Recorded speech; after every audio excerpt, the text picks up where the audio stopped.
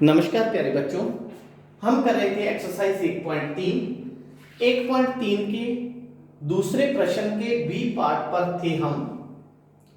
तो B part में इन्होंने ये हमें स्टेटमेंट दी है और कहा है कि इसे सत्यापित करें। सत्यापित करने का मतलब ये बताएं कि इसके दोनों side, left hand side and right hand side, दोनों बराबर हैं या नहीं है। अगर वैसे हम देखते हैं तो देखो बेटा, आपको मैंने एक रूल बताया था, वितरण रूल, वितरण गुण। -21 को -4 से गुना करते हैं, ये ऐसे आ गया। फिर -21 को -6 से गुना करते हैं तो यहां आ जाएगा।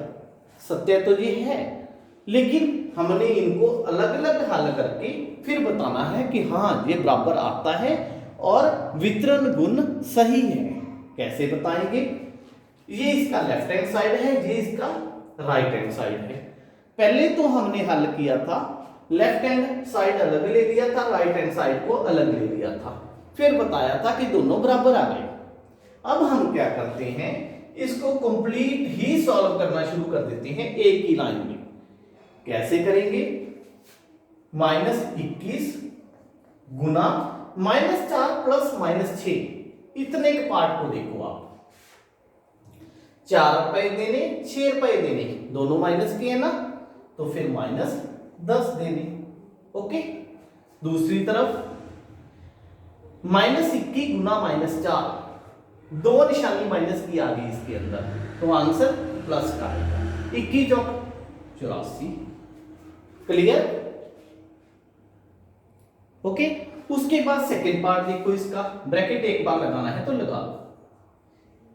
दो निशानी माइनस की आ गई तो आंसर अंदर प्लस का आएगा।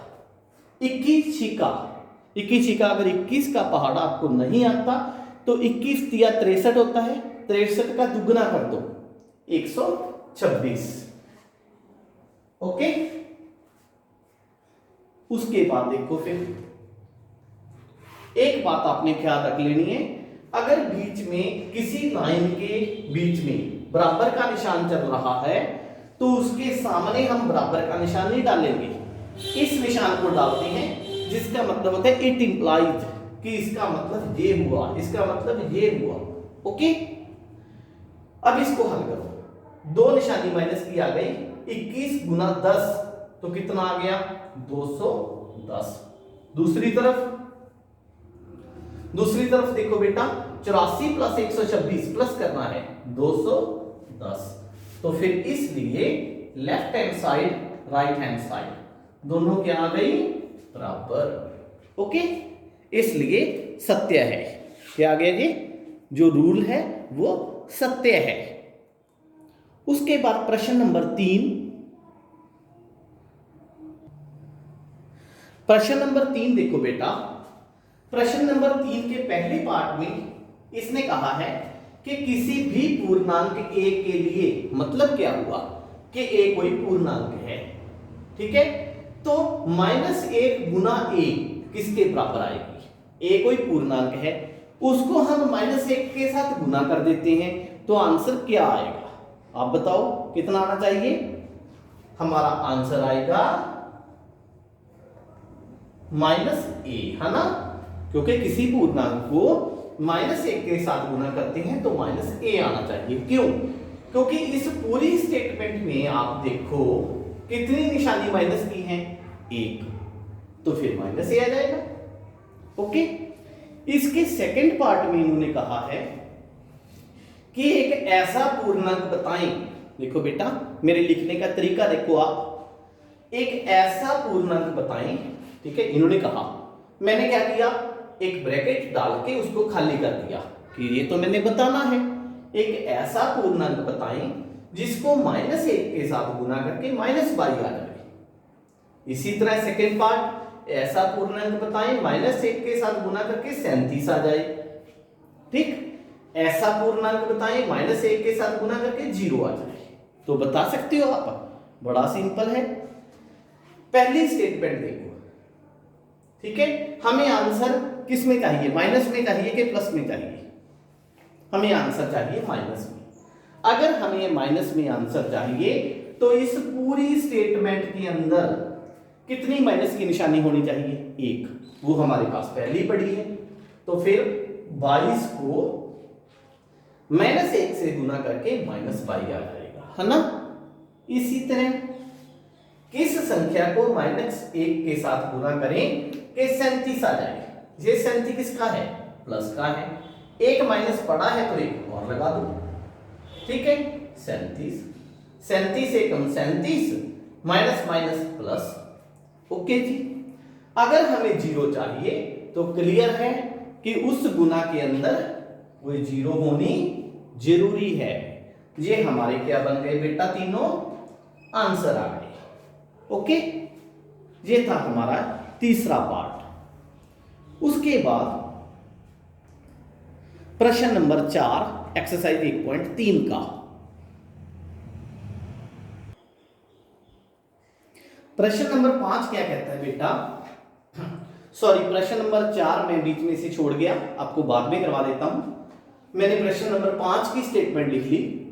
प्रश्न नंबर 5 में इन्होंने दिया है कि इसको हल करें, जो दिया हुआ है।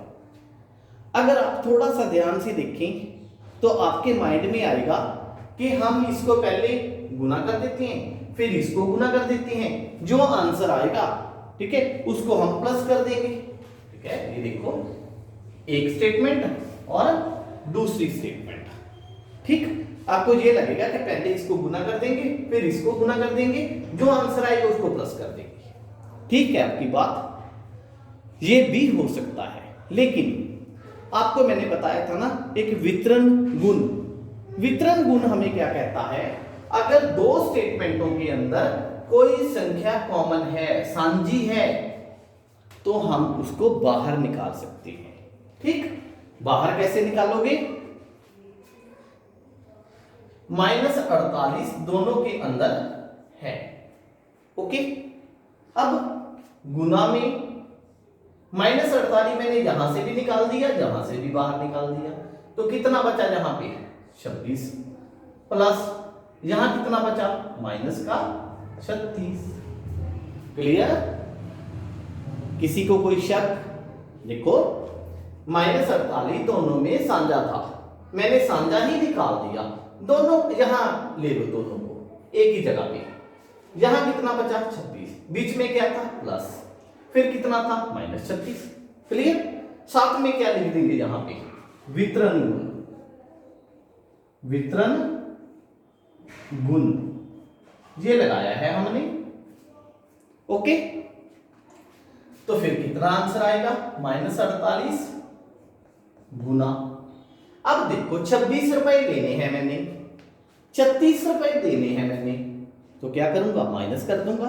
देने जा रहा है तो माइनस के 10, ठीक। अब फिर देखो, मैंने बता रखा है आपको, अगर किसी गुना के अंदर दो निशानी माइनस की आ जाए तो हम उसको क्या लिखेंगे? प्लस। 48 गुना 10 480, ये हमारा आंसर आ गया, ओके। फिर है इसका बी पार्ट। बी पार्ट में इन्होंने क्या लिखा है बेटा? बी पार्ट में लिखा है 8 गुना 53 गुना -125, इसको हल करो आप, ठीक। अब मैं आपको एक बात बताता हूं।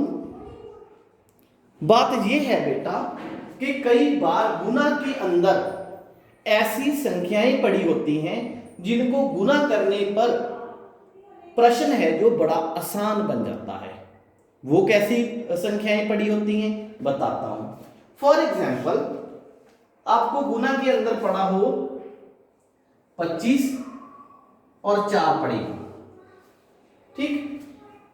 25 और 16 पड़े हो, 25 और 8 पड़े हो, 125 और 8 पड़े हो, ठीक। फिर 50 और 2 पड़े हो, गुना डाल लो, कोई बात नहीं आप, ठीक। मतलब इनको गुना करने के बाद जैसे 100 आ गया। 25 गुना 16, 25 चौका 100 होता है ना, तो 4 बार गुना करेंगे, 400 आ गया। 25 8 200 आ गया। 125 8 1000 आ गया। 50 दूनी 100 आ गया। क्लियर हुई बात। इसमें देखो फिर इस प्रश्न में अगर आप पहले 8 और 53 को गुना कर देते हो तो आपको 3 बार गुना करनी पड़ेगी। पहले इसको इसके साथ जितना आंसर आया, फिर 125 के साथ, जो कि थोड़ा सा लंबा हो जाएगा प्रश्न। हम इसको क्या करेंगे, हल के अंदर ठीक करके लिख देंगे। 8 गुना -125 गुना 53। आप कहोगे सर ऐसे क्यों लिख दिया? ठीक है, ऐसे हमने इसलिए लिखा क्योंकि 125 और 8 को गुना करेंगे तो पूरा 1000 आ जाता है। तो आंसर कितना आया, -1000 इसका आ गया, गुना में 53, कितना आंसर आ गया फिर -53,000 आंसर आ गया। ठीक, आपको लिखने की, गुना करने की जरूरत ही नहीं पड़ी। फिर इसी तरह इसका सी पार्ट,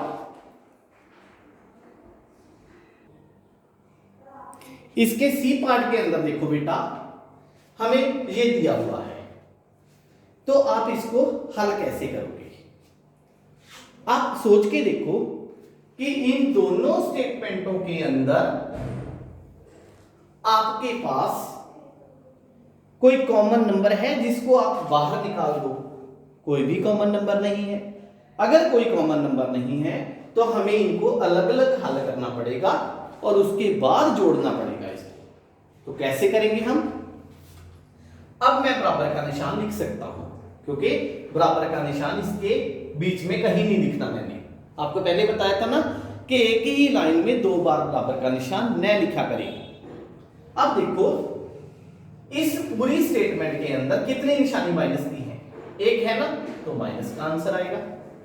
अब 25 को 15 से गुना करके देख लो साइड पे। 25 को 15 से, 15 5 75 का 5 7 15 दूनी 30 और 7 37, सीधा ही गुना कर दिया करो, 375। फिर प्लस जो माइनस का नंबर आ जाता है उसको आप एक बार ब्रैकेट पे ले लिया करो। ओके, फिर 4 और 10 40 होता है, माइनस माइनस प्लस। ओके, अब हमने प्लस माइनस करनी है क्योंकि गुना तो खत्म हो गई। 375 रुपए किसी के देने हैं, 40 उससे लेने हैं। हिसाब करेंगे, कैसे करेंगे? माइनस कर देंगे तो कितना आएगा, 335। बोलो देने हैं कि लेने हैं? देने जा रहे थे तो हम देकर आएंगे। तो ये हमारा आंसर आ गया। फिर है इसका डी पार्ट। डी पार्ट में क्या कहा है बेटा इन्होंने कि -41 को गुना करो आप 102 के साथ। -41 को 102 के साथ गुना करो। हम इस पर वितरण लगाते हैं। क्या लगाते हैं? वितरण। वो कैसे लगाएंगे? हल। हम -41 को वैसे लिख देते हैं, 102 को मैं लिखता हूं 100 + 2। बोलो कोई गलती की मैंने? नहीं, क्योंकि 102 और 100 + 2 सेम ही होते हैं ना। फिर वितरण कैसे लगाएंगे? इसको पहले इसके साथ गुना, कितना आ जाएगा, -41 गुना 100 प्लस, फिर इसको इसके साथ गुना 2 के साथ, -41 गुना 2। ओके बेटा, अब देखो फिर -41 को 100 के साथ गुना किया, -41 हो। -41 को 2 के साथ किया, -82। ओके बेटा, अब ये भी देने, ये भी देने। अब कई बच्चे यहां पे कंफ्यूज हो सकते हैं कि 2 माइनस की निशानी आ गई सर, प्लस कर दो। क्यों कर दो प्लस? बीच में निशान किसका है? प्लस का है। ठीक, तो हमने इनका जोड़ जाड़ घटाव करना है। ये भी देने, ये भी देने, तो 4182 रुपए देने। ये हमारा आंसर आ जाएगा। क्लियर? इसके बाद इसका ई पार्ट। ई पार्ट के अंदर बेटा -625 दिया हुआ है, आप उसको कॉमन निकालोगे, खुद सॉल्व करोगे। ओके, फिर है इसका एफ पार्ट। एफ पार्ट को मैं सॉल्व करता हूं।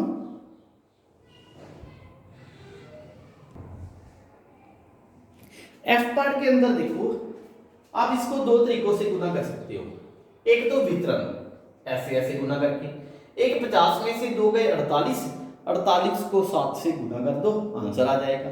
लेकिन हमने तो उपयुक्त गुणों का प्रयोग करना है, इसलिए हम क्या करेंगे बेटा, इसके हल के अंदर 7 को पहले 50 के साथ, 7 गुना 50, ओके, निशानी बीच में माइनस की है, फिर 7 को 2 के साथ, ठीक, कितना आ गया, 7 पंजा 35, पीछे 0 लगा दो, माइनस 7 दूनी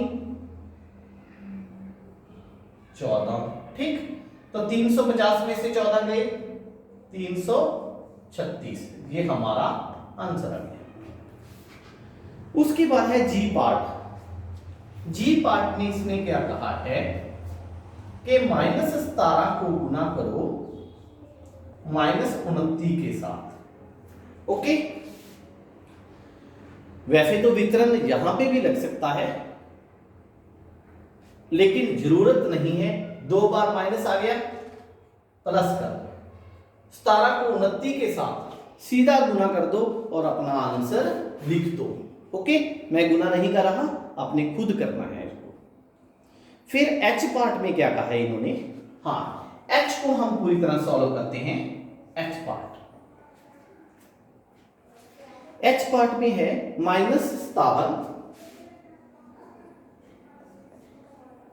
फिर उसके बाद है गुना -19 प्लस 57, ये हमारे पास इसकी स्टेटमेंट दी गई है,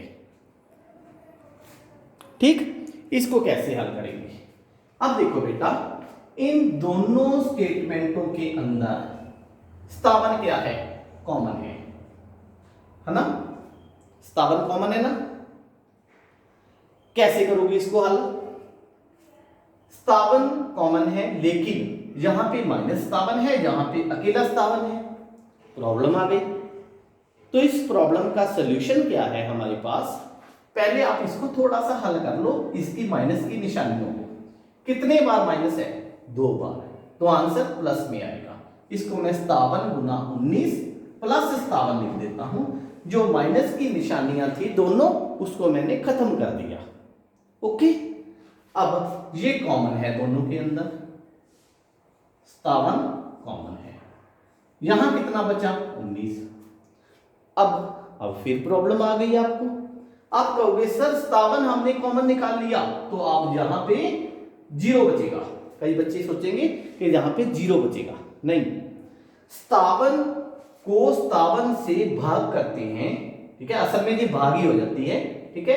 तो जब हम डिवाइड करते हैं इसको, तो यहां पे कितना बचेगा बेटा, 1, ओके। कैसे, देखो 57 गुना 19, 57 गुना 1 57 आ जाएगा, ओके। तो कितना आ गया, 57 गुना 19 1 20, ठीक। इसको गुना करो, कितना आएगा, 114, पीछे 0 लगा दो, 57 गुना 2 114, पीछे 0 लगा दो, हमारे पास आंसर आ गया। ये था इसका तीसरा सॉरी 5वां पार्ट। 5वें के एच तक थे, मैंने करवा दिए। उसके बाद प्रश्न नंबर 6 हम शुरू करते हैं।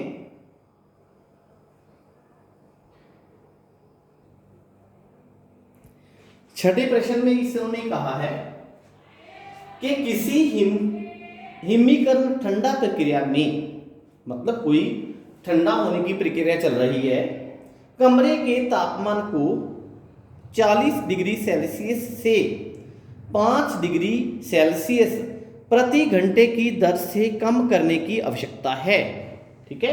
कमरे का शुरू का तापमान, कमरे का शुरू का तापमान कितना था बेटा,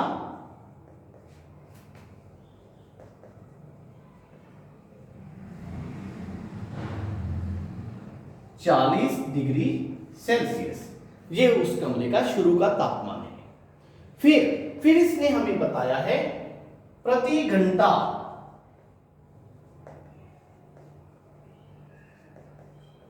तापमान में गिरावट कितनी गिरावट आती है प्रति घंटा? 5 डिग्री जी आती है। 1 घंटे में 5 डिग्री तापमान उसका कम हो जाता है।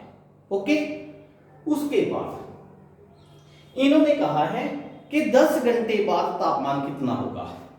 तो फिर 10 घंटे में तापमान में गिरावट 1 घंटे में 5 आती है, तो 10 घंटे में 5 डिग्री सेल्सियस गुना में 10 कितनी आ जाएगी? 50 डिग्री सेल्सियस ये गिरावट आ जाएगी। पहले तापमान कितना था? प्लस का 40, 10 घंटे बाद कितना हो गया? -50 हो गया। फिर इसलिए अब कमरे का तापमान कितना हो जाएगा बेटा? फिर 40 प्लस का था, माइनस का 50 हो गया। ओके, तो कितना हो जाएगा फिर? -10 डिग्री सेल्सियस। आप कहोगे सर -10 कैसे आ गया? देखो फिर वही बात, 40 लेने 50 देने, तो 10 रुपए देने हैं, तो -10 आ गया। ओके, उसके बाद प्रश्न नंबर 7,